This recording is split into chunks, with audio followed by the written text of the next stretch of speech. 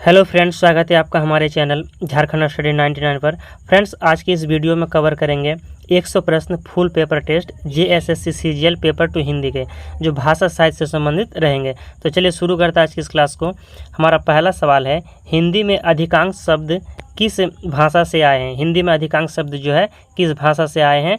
तो संस्कृत से है। Option number B right answer, Sanskrit से आए हैं। अगला सवाल है, खड़ी बोली हिंदी का विकास किस भाषा से हुआ है? हमारा जो खड़ी बोली है हिंदी, इसका विकास जो है खड़ी बोली हिंदी का विकास किस भाषा से हुआ है? तो अपभ्रंश से हुआ है। Option number A right answer. Fort William college की स्थापना कब हुई है? 1801 ईस्वी, 1810 ईस्वी, 1800 ईस्वी, 1802 ईस्वी। तो इसका आंसर हो जाएगा ऑप्शन नंबर सी, 1800 ईस्वी। फोर्ट विलियम कॉलेज की स्थापना 1800 ईस्वी में हुई है। अगला सवाल की ओर चलते हैं। हमारा अगला सवाल है, डिंगल क्या है? डिंगल क्या है? एक काव्य शैली है, एक साहित्यिक शैली है, या एक उपभाषा है, या एक गायन की शैली है? तो इसका आंसर हो जाएगा ऑप्शन नंबर बी, साहित्यिक शैली है। डिंगल जो है एक साहित्य की शैली है। अगला सवाल की ओर चलते हैं। हमारा अगला सवाल है, पाली भाषा को और किस नाम से जाना जाता है? तो पाली भाषा को देश भाषा के नाम से भी जाना जाता है। Option number A right answer, Pali भाषा को देश भाषा के नाम से भी जाना जाता है। हमारा अगला सवाल है, राजभाषा विभाग की स्थापना कब हुई है? तो राजभाषा विभाग की स्थापना हुई है 1975 ईस्वी में। Option number A right answer हो जाएगा, 1975 ईस्वी में राजभाषा विभाग की स्थापना 1975 ईस्वी में हुई है। कौन सा शब्द योग रूढ़ है? पवित्र, कुशल, विनिमय या जलज? तो ये चार ऑप्शन दिए गए, तो चार ऑप्शन में से कौन सही हो जाएंगे? कौन सा शब्द योग रूढ़ है? तो जलज। जलज जो है योग रूढ़ शब्द है। स्वतंत्र सत्ता धारण करने वाले शब्द क्या कहलाते हैं? जो शब्द स्वतंत्र सत्ता धारण करते हैं वह क्या कहलाते हैं? तो रूढ़ शब्द कहलाते हैं। Option number A right answer हो जाएंगे, रूढ़ शब्द। भरत मुनि के अनुसार रसों की संख्या कितनी है? तो आचार्य जो भरत मुनि है उसके अनुसार रसों की संख्या 8 है। Option number A right answer हो जाएगा, 8। आचार्य भरत मुनि के अनुसार रसों की संख्या 8 है। हास्य रस का अस्थायी भाव क्या है? फ्रेंड्स, हमारा 10वां सवाल है कि हास्य रस का जो अस्थायी भाव क्या है? तो हास है। Option number A right answer हो जाएंगे, हास। हास्य रस का अस्थायी भाव हास है। चौपाई के प्रत्येक चरण में कितनी मात्राएं होती है? तो चौपाई के प्रत्येक चरण में 16 मात्राएं होती है। Option number C right answer हो जाएगा, 16। चौपाई के प्रत्येक चरण में 16 मात्राएं होती है। काली घटा का घमंड घटा इस पंक्ति में कौन सा अलंकार है? तो यमक अलंकार है। Option number A right answer हो जाएगा, यमक अलंकार है। काली घटा का घमंड घटा इस पंक्ति में यमक अलंकार का प्रयोग किया गया है। वर्ड्सवर्थ ने किसके साथ मिलकर अपनी कृति लिरिकल बैलेड्स की रचना की है? जो विलियम वर्ड्सवर्थ है किसके साथ मिलकर अपनी कृति जो लिरिकल बैलेड्स है उनकी रचना क्या है? तो लिरिकल बैलेड्स है। और इसकी रचना जो है वह किसके साथ मिलकर की है? तो कॉलरिज के साथ मिलकर की है। Option number A right answer हो जाएगा, कॉलरिज। हमारा अगला सवाल है, प्लेटो की पुस्तक का मुख्य आधार क्या है? प्लेटो की जो पुस्तक है उनकी पुस्तक, यहाँ पर फ्रेंड्स पब्लिक के जगह पर पुस्तक होता कि प्लेटो की पुस्तक का मुख्य आधार क्या है? तो इसका आंसर हो जाएगा ऑप्शन नंबर सी, सद्गुण ही ज्ञान है। प्लेटो की पुस्तक का मुख्य आधार है सद्गुण ही ज्ञान है। हमारा अगला सवाल है, मैगजीन को हिंदी में क्या कहा जाता है? मैगजीन को हिंदी में पत्रिका कहा जाता है। Option number B right answer हो जाएगा, पत्रिका। मैगजीन को हिंदी में पत्रिका कहा जाता है। विद्यापति किस मत के अनुयायी थे? विद्यापति जो है किस मत के अनुयायी थे? तो शैव मत के। Option number A right answer हो जाएगा, शैव मत। विद्यापति शैव मत के अनुयायी थे। कबीर का जन्म कब और कहाँ हुआ था? तो कबीर का जन्म 1398 ईस्वी में काशी में हुआ। Option number A right answer हो जाएगा, 1398 ईस्वी काशी में। गोपियाँ कड़वी ककड़ी किसे कहती है? गोपियाँ जो है कड़वी ककड़ी किसे कहती है? ककड़ी को, श्री कृष्ण को, यशोदा को, या उद्धव द्वारा दिए गए संदेश को? तो इसका आंसर हो जाएगा ऑप्शन नंबर डी, उद्धव द्वारा दिए गए संदेश को गोपियाँ जो है कड़वी ककड़ी कहते हैं। सूरदास के उपास्य देव कौन थे? सूरदास के उपास्य देव श्री कृष्ण थे। Option number A right answer हो जाएगा, श्री कृष्ण। तुलसीदास का बचपन का नाम क्या था? तुलसीदास जी थे, तो तुलसीदास का बचपन का नाम क्या था? फ्रेंड्स, आपको इस सवाल को अच्छी तरह से याद रखना है कि अक्सर एग्जाम पे पूछे जाते हैं कि तुलसीदास का बचपन का नाम क्या था? तो राम बोला था। Option number A right answer हो जाएगा, राम बोला। फ्रेंड्स, अगर आपको हमारा वीडियो की क्वालिटी और क्वांटिटी पसंद आता है तो वीडियो को लाइक ज़रूर कीजिएगा और चैनल पे तो सब्सक्राइब कीजिएगा, क्योंकि फ्रेंड्स वीडियो बनाने में काफ़ी मेहनत लगता है और ख़ासकर PDF के माध्यम से वीडियो बनाने में बहुत मेहनत लगता है, तो आप वीडियो को लाइक ज़रूर कीजिएगा। हमारा अगला सवाल है 21वां सवाल, बिहारी ने काव्य शिक्षा कहाँ से पाए थे? तो बिहारी जो है काव्य शिक्षा आचार्य केशवदास से पाए थे। Option number A right answer, Acharya Keshavdas हो जाएगा आंसर। सोहत का अर्थ क्या है? सोहत का अर्थ क्या है? अच्छा लगना, सुहाना लगना, मन को भुलाना, या ऑप्शन नंबर डी कोई नहीं। तो इसका आंसर हो जाएगा ऑप्शन नंबर बी सुहाना लगना। सोहत का अर्थ है सुहाना लगना। देखी दोपहरी में कौन सा अलंकार है? तो इसमें अनुप्रास अलंकार है। देखी दोपहरी जो ये शब्द है इसमें कौन सा अलंकार है? तो अनुप्रास अलंकार है। अगला सवाल है, रसखान की रचनाओं में किस भाषा की प्रधानता है? तो रसखान की रचनाओं में जो है ब्रज भाषा का प्रधानता। Option number C right answer हो जाएगा, ब्रज भाषा, यानी रसखान जो है ब्रज भाषा के कवि रहे हैं। भूषण की कृति नहीं है। 4 ऑप्शन दिए गए हैं, ये जो ABCD, तो इनमें से कौन है जो भूषण की कृति नहीं है? तो भूषण हजारा जो है भूषण की कृति नहीं है, जबकि भूषण उल्लास, दूषण उल्लास और हर्षोल्लास ये सब क्या है? भूषण की कृति है। जो भूषण की कृति नहीं है भूषण हजारा, ये जो है भूषण की कृति नहीं है। भारतेंदु का जन्म कहाँ हुआ है? तो भारतेंदु का जन्म जो है वाराणसी में हुआ। Option number C right answer, Varanasi में हुआ है। अगला सवाल है, मैथिली शरण गुप्त को राष्ट्रकवि की उपाधि से अलंकृत किसने किया है? मैथिली शरण गुप्त को जो है राष्ट्रकवि से अलंकृत किसने किया है?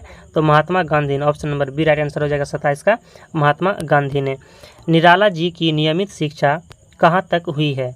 निराला जी यानी सूर्यकांत त्रिपाठी निराला, तो इनकी जो है नियमित शिक्षा कहाँ तक हुई है? तो 9वीं तक हुई है। Option number C right answer हो जाएगा 9वीं तक। सुमित्रानंदन पंत का बचपन का नाम क्या था? सुमित्रानंदन पंत का बचपन का नाम क्या था? तो Gosai Dutt. Option number C right answer हो जाएगा गोसाई दत्त, सुमित्रानंदन पंत के बचपन के नाम थे। महादेवी वर्मा ने मंदिर का दीप किसे कहा है? हमारा 30वां प्रश्न है फ्रेंड्स। 30 प्रश्न तक आ चुके हैं हम लोग। अब वीडियो के अंत तक जरूर बने रहिएगा और आपको कमेंट में बताना है कि आपके 100 सवाल में से कितने सवाल सही हुए हैं। फ्रेंड्स, अगर आपके 100 सवाल में से अगर आपके 80 सवाल बन रहे हैं तो आपकी पेपर 2 की जो तैयारी है बहुत अच्छी है। तो आपको वीडियो के अंत तक बने रहना है और आपको नोट बना लेना है कि आपके जो 100 सवाल है 100 सवाल में से कितने सवाल सही हो रहे हैं। तो आपको आज की इस वीडियो में जो है आज के सारे प्रश्नों में आपको 80 प्लस सवालों को हल करना है, ताकि आपकी जो पेपर 2 की तैयारी है अच्छी तरह से हो जाए। अगर आपके 80 सवाल आ रहे हैं तो आपके पेपर 2 की तैयारी बहुत अच्छी है।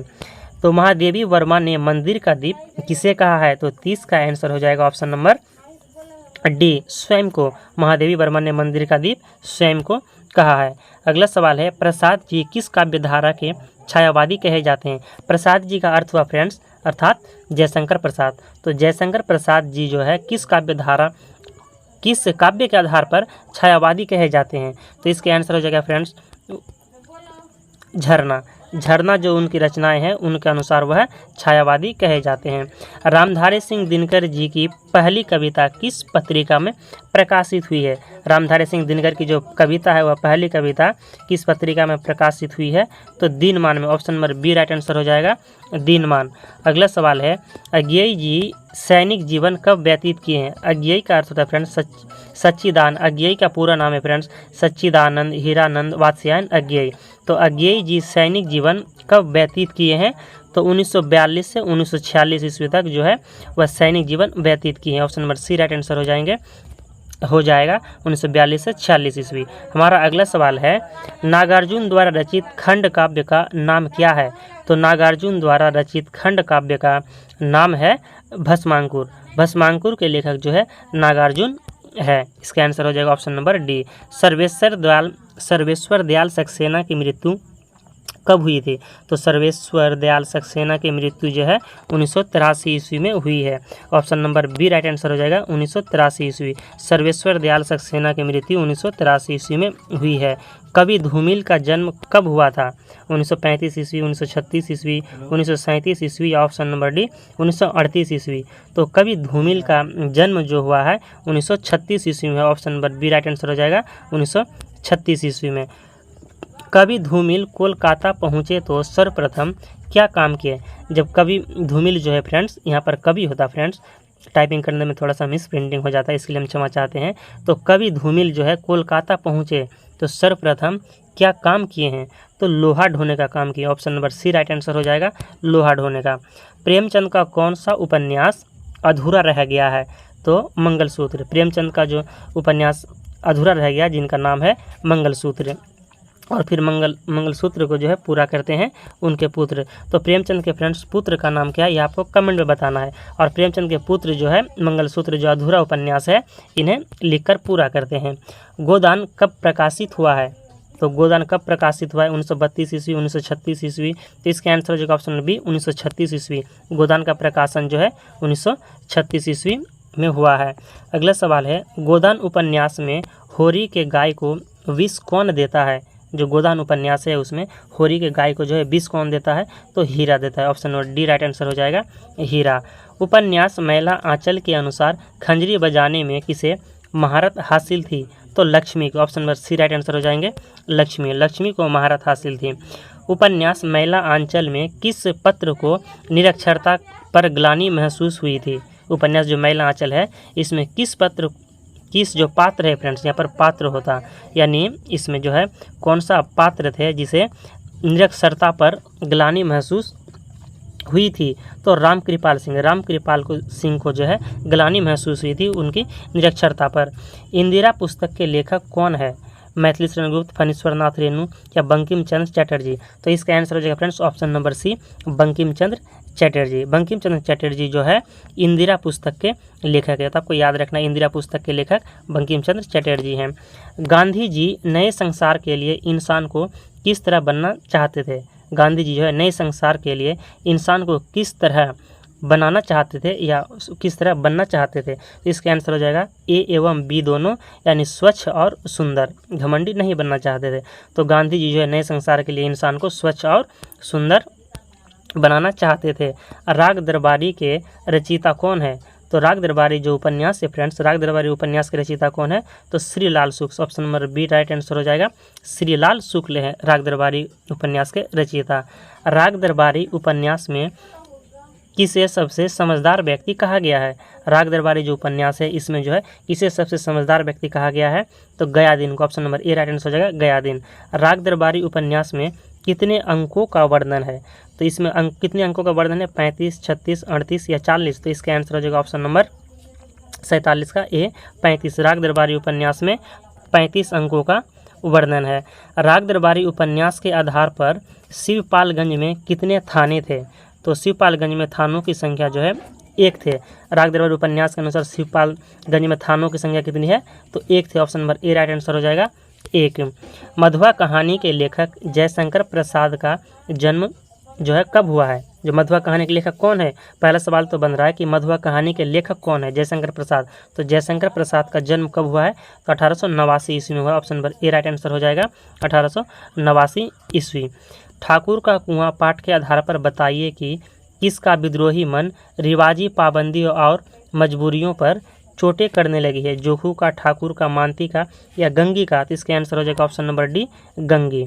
गंगी का जो मन है विद्रोही मन रिवाजी पाबंदी और मजबूरियों पर चोटें करने लगे। तो फ्रेंड्स हमारे यहाँ पर 50 प्रश्न कंप्लीट हो चुके हैं। आप वीडियो के अंत तक जरूर बने रहिएगा।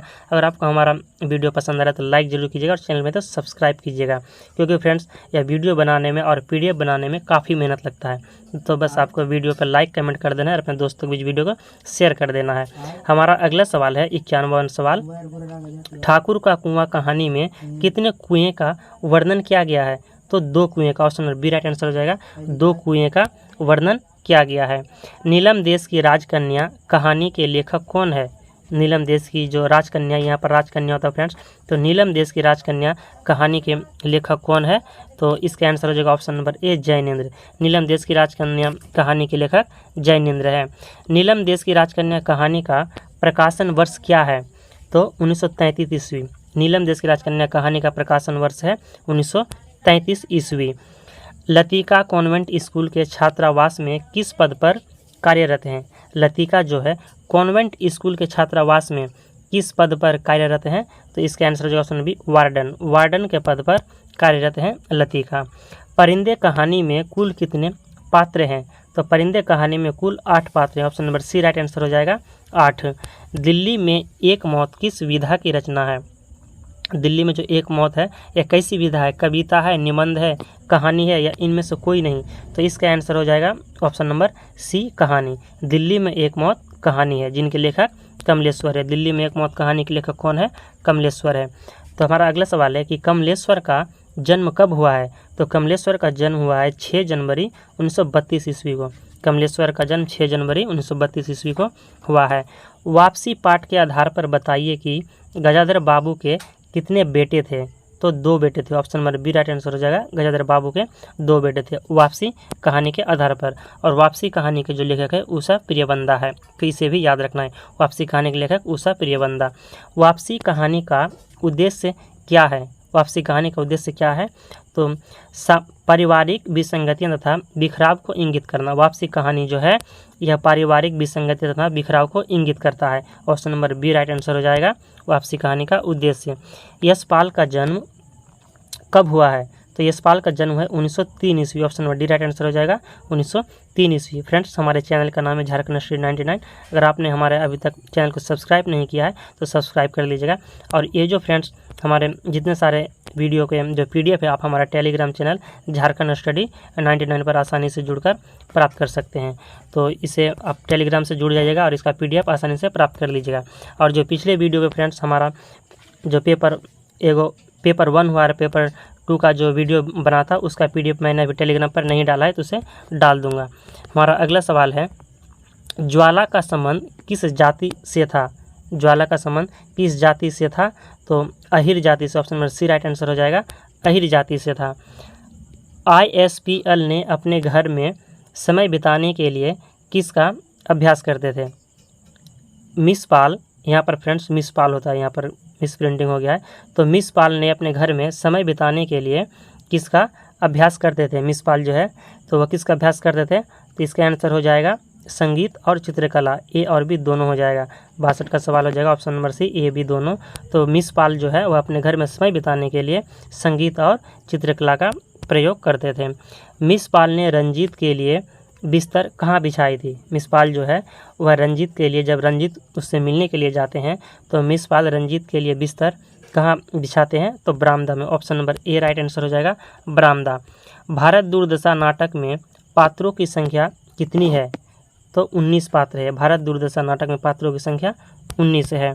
अगला सवाल है, नाटक के किस अंक में स्थान, शमशान, टूटे फूटे मंदिर का प्रयोग किया गया है? नाटक के जो है किस अंक में स्थान, शमशान, टूटे फूटे मंदिरों का प्रयोग किया गया है? तो दूसरे अंक में।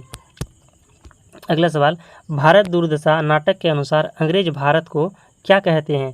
तो काला कहते हैं। भारत दूरदर्शन नाटक के अनुसार जो अंग्रेज जो है भारत को कैसे कहते हैं?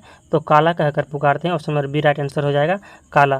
और हमारा जो फ्रेंड्स ये सवाल है 65वां सवाल कि नाटक के किस अंक में स्थान, शमशान, टूटे फूटे मंदिर का प्रयोग किया गया है? तो यहाँ पर नाटक की बात करती है, भारत दूरदर्शन नाटक के संबंध में कह रहा है। तो भारत दूरदर्शन नाटक के किस अंक में शमशान, टूटे फूटे मंदिर का प्रयोग किया गया है? तो इसका आंसर हो जाएगा ऑप्शन नंबर बी दूसरा अंक में जो है इसका प्रयोग किया गया है। भारत दूरदर्शन नाटक के अनुसार अंग्रेज भारत को क्या कहते हैं? तो काला। यह हो गया सवाल। भारतेंदु के अनुसार हिंदू समाज को कूपमंडूक बनने का क्या कारण है? भारतेंदु के अनुसार जो हिंदू समाज को कूपमंडूक बनना पड़ा था, तो कूपमंडूक बनने का क्या कारण है? तो विदेश यात्रा पर रोक। Option number B right answer हो जाएगा विदेश यात्रा पर रोक। ध्रुव स्वामिनी नाटक की रचना किस वर्ष की गई है? तो 1933 ईस्वी में। ध्रुव स्वामिनी नाटक की रचना 1933 ईस्वी में की गई है। कोमा ध्रुव स्वामिनी के पास क्यों जाती है? ध्रुव स्वामिनी नाटक में जो कोमा एक पात्र है, तो कोमा जो है ध्रुव स्वामिनी के पास क्यों जाती है? ध्रुव स्वामिनी के पास तो अपनी पति के शव को मांगने के लिए जाती है। अगला सवाल है, ध्रुव स्वामिनी नाटक के लेखक कौन है? तो जयशंकर प्रसाद। ध्रुव स्वामिनी नाटक के लेखक जयशंकर प्रसाद है।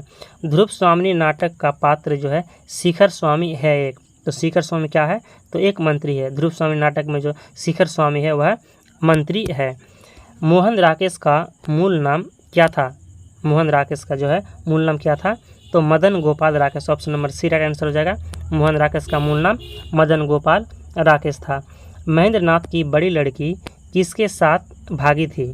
तो महेंद्रनाथ की जो बड़ी लड़की थी वह किसके साथ भागी थी, तो मनोज के साथ। Option number B right answer हो जाएगा मनोज के साथ भागी थी। अशोक जो है पैड पर किसके चित्र बनाता है, अशोक जो अपने पैड पर यानी अपने बोर्ड पर जो है किसके चित्र बनाता है, तो बिन्नी की चित्र बनाता है अशोक। छायावादी युग कब से कब तक माना गया है, तो छायावादी युग जो है 1920 ईस्वी से 1936 तक माना गया है। तो छायावादी युग कब से हो जाएंगे, 1920 से 1936 तक छायावादी युग हो जाएंगे। हिंदी का प्रथम एकांकी क्या है, हिंदी का प्रथम एकांकी क्या है, तो बादल की मृत्यु जो है हिंदी का प्रथम एकांकी है। नेपाली क्रांति को लेकर रिपोर्टाज किसने लिखा है, तो नेपाली क्रांति को लेकर जो है रिपोर्टाज किसने लिखा है, तो फणीश्वरनाथ रेणु ने लिखा। Option number A right answer हो जाएगा फणीश्वरनाथ रेणु जो है वह नेपाली क्रांति को लेकर रिपोर्टाज लिखा है। घुमक्कड़ शास्त्र यात्रा वृत्त के लेखक कौन है, घुमक्कड़ शास्त्र जो है यह एक यात्रा वृत्तांत है। तो घुमक्कड़ शास्त्र यात्रा वृत्तांत के लेखक कौन है, तो राहुल सांकृत्यायन है। Option number B right answer हो जाएंगे राहुल सांकृत्यायन। घुमक्कड़ शास्त्र यात्रा वृत्तांत के लेखक राहुल सांकृत्यायन है। गेहूं और गुलाब रचना की विधा क्या है, इट फ्रेंड्स VVI क्वेश्चन है, तो वेरी वेरी इंपॉर्टेंट है। देखते हैं आप इस सवाल का जवाब दे सकते हैं कि नहीं। तो गेहूं और गुलाब की रचना की विधा क्या है, उपन्यास है, कहानी है, नाटक है, या इनमें से कोई नहीं। तो इसका आंसर हो जाएगा फ्रेंड्स इनमें से कोई नहीं। ऑप्शन नंबर डी, गेहूं और गुलाब जो है एक निबंध है। तो इसका आंसर ऑप्शन नंबर डी हो जाएगा, ना ही उपन्यास है, कहानी है, ना ही नाटक है, जबकि गेहूं और गुलाब जो है यह निबंध की विधा है। ओम प्रकाश वाल्मीकि की आत्मकथा का नाम क्या है, ओम प्रकाश वाल्मीकि कवि की जो है आत्मकथा है, तो उस आत्मकथा का नाम क्या है, तो जूठन है। Option number D right answer हो जाएगा जूठन जो है आत्मकथा है, ओम प्रकाश वाल्मीकि की आत्मकथा है। नागरी प्रचारिणी पत्रिका का प्रकाशन कब शुरू हुआ है, 1890 ईस्वी, 1980 ईस्वी, 1936 या 1976। तो नागरी प्रचारिणी सभा का जो प्रारंभ हुआ है 1896 ईस्वी में। Option number C right answer हो जाएगा 1896 ईस्वी। इतिहास तिमिरनाशक ग्रंथ का रचयिता कौन है, इतिहास है जो तिमिरनाशक ग्रंथ है, तो तिमिरनाशक इतिहास ग्रंथ के रचयिता कौन है, तो राजा Shiv Prasad Sitare Hind. Option number B right answer हो जाएगा राजा शिव प्रसाद सितारे हिंद इतिहास तिमिर नामक ग्रंथ के रचयिता हो जाएंगे। अमन के राग के लेखक कौन है, ये रचना है अमन के राग, तो इनके लेखक कौन है, तो Shamsher Bahadur Singh. Option number C right answer हो जाएगा शमशेर बहादुर सिंह जो है अमन के राग के लेखक हैं। खुशबू के शिलालेख कविता पर किस रचनाकार की है, खुशबू के शिलालेख कविता किस रचनाकार की है, तो इसका आंसर हो जाएगा ऑप्शन नंबर ए भवानी प्रसाद मिश्र। खुशबू के शिलालेख कविता के रचनाकार है भवानी प्रसाद मिश्र। आत्मजयी के लेखक कौन है, आत्मजयी के लेखक कौन है, कुंवर नारायण, दुष्यंत कुमार, रघुवीर सहाय या इनमें से कोई नहीं। तो इसका आंसर हो जाएंगे Kunwar Narayan. Option number A right answer हो जाएगा कुंवर नारायण। आत्मजयी के लेखक कुंवर नारायण है। हिंदी में ऋतु संहार के रचयिता कौन है, हिंदी में जो ऋतु संहार उनके रचयिता कौन है, तो Shridhar Pathak. Option number D right answer हो जाएगा श्रीधर पाठक। हिंदी में ऋतु संहार के रचयिता श्रीधर पाठक हैं। रीति मुक्त कविता की प्रमुख प्रवृत्ति क्या है, तो रीति मुक्त जो कविता है इसकी प्रमुख प्रवृत्ति की बात करें तो स्वानुभूति और स्वच्छंदता है। रीति मुक्त कविता की प्रमुख प्रवृत्ति स्वानुभूति और स्वच्छंदता है। यह कथन किसका है, वात्सल्य और श्रृंगार के क्षेत्र का जितना अधिक उद्घाटन सूरदास ने अपनी बंद आंखों से किया है उतना किसी अन्य कवि ने नहीं। इन क्षेत्रों का वह कोना कोना झांक आए हैं। तो यह जो कथन है किसके संदर्भ में कहा गया है, तो सूरदास के संदर्भ में कहा गया है कि वात्सल्य के क्षेत्र में जितना अधिक सूरदास ने अपनी बंद आंखों से किया उतना किसी अन्य कवि ने नहीं किया है। तो सूरदास के बारे में यह किसने कहा है, तो इसका आंसर हो जाएगा ऑप्शन बी आचार्य रामचंद्र शुक्ल ने कहा है। और आचार्य रामचंद्र शुक्ल जो है हिंदी साहित्य के इतिहास के लेखक हैं। अगला सवाल है बीसल देवरासों के रचनाकार कौन है, तो बीसल देवरासों के रचनाकार है नरपति नाल है। Option number A right answer हो जाएगा नरपति नाल है। शिव सिंह सरोज का रचनाकाल क्या है, तो शिव सिंह सरोज का रचनाकाल है 1833 ईस्वी। Option number A right answer हो जाएगा 1833 ईस्वी। शिव सिंह सरोज का रचनाकाल है 1833 ईस्वी। हमारा अगला सवाल है निम्न में से कौन आदर सूचक सर्वनाम के द्योतक हैं, तो आदर सूचक सर्वनाम के द्योतक हो जाएंगे ऑप्शन नंबर ए आप और आप लोग। आप और आप लोग जो है आदर सूचक सर्वनाम का उदाहरण है यानी द्योतक है। पता नहीं राम को कैसे शक हो गया, पता नहीं राम को कैसे शक हो गया, यह वाक्य किस सर्वनाम का उदाहरण है? तो इसका आंसर हो जाएगा ऑप्शन नंबर ए पुरुषवाचक। ये जो है पुरुषवाचक सर्वनाम का उदाहरण है। वह खाना खाकर सो गया, वाक्य में खाकर कौन सी क्रिया है? वह खाना खाकर सो गया, इस वाक्य में जो है खाकर जो है कौन सी क्रिया है? तो पूर्वकालिक क्रिया है, क्योंकि यहाँ पर पूर्व में काम किया जा चुका है कि वह खाना खाकर सो गया, यानी पूर्व में वह खाना खाने के बाद ही सो गया, तो यह हो गया पूर्वकालिक क्रिया। अगला सवाल है, जिस मूल शब्द में विकार होने से क्रिया बनती है उसे क्या कहते हैं? तो यौगिक धातु कहते हैं। जिस मूल शब्द में विकार होने से क्रिया बनती है उसे यौगिक धातु कहते हैं। उत्कर्ष का विशेषण क्या होगा? यहाँ पर उत्कर्ष है तो उत्कर्ष का विशेषण क्या होगा? तो अपकर्ष होगा, अवकर्ष होगा, या उत्कृष्ट या उत्कीर्ण होगा। तो फ्रेंड्स इसका आंसर हो जाएगा उत्कृष्ट। उत्कर्ष का विशेषण उत्कृष्ट होगा। तो फ्रेंड्स हमारे इस क्लास का अगर PDF आप पाना चाहते हैं तो झारखंड स्टडी 99 टेलीग्राम चैनल पर जुड़कर प्राप्त कर सकते हैं। हमारा अगला सवाल है, वह घर से बाहर गया, इस वाक्य में से कौन सा कारक है? तो ये जो है अपादान कारक है। वह घर से बाहर गया, यहाँ पर से जो है कौन सा कारण हो जाएंगे? तो अपादान कारक है। जिस समास में उत्तर पद प्रधान होने के साथ ही साथ पूर्व तथा उत्तर पद में विशेषण विशेष का संबंध भी होता है उसे कौन सा समास कहते हैं? तो कर्मधारय समास कहते हैं। आपको ये लाइन को याद रखना है कि जिस समास में उत्तर पद प्रधान होने के साथ ही साथ पूर्व तथा उत्तर पद में विशेषण विशेष का संबंध भी होता है उसे कौन सा समास कहते हैं? तो उसे कर्मधारय समास कहते हैं। Option number B right answer हो जाएगा कर्मधारय समास। बुरी तरह हारना के लिए मुहावरा क्या है? बुरी तरह हारना के लिए मुहावरा क्या है? तो मुँह की खाना। मुँह की खाना का अर्थ होता है फ्रेंड्स बुरी तरह हारना। फ्रेंड्स अगर आप हमारे वीडियो के अंत तक बने हुए हैं और अभी तक आप हमारे वीडियो देख रहे हैं तो लाइक ज़रूर कीजिएगा और आप कमेंट करके ज़रूर बताइएगा फ्रेंड्स कि आपको हमारे सवाल कैसा लगता है। हमारा अगला सवाल है, अंतर के पट खोलना इस शब्द का सही मुहावरा क्या है? तो अंतर के पट खोलना इस शब्द का जो सही मुहावरा है तो विवेक से काम लेना। Option number C right answer हो जाएगा विवेक से काम लेना। अंतर के पट खोलना का जो सही मुहावरा हो जाएगा विवेक से काम लेना। हमारा अंतिम सवाल है 7वां सवाल कि जिस समास में पहला पद प्रधान हो उसे कौन सा समास कहा जाता है? तो उसे अव्ययीभाव समास कहा जाता है। जिस समास में पहला पद प्रधान हो उसे अव्ययीभाव समास कहा जाता है।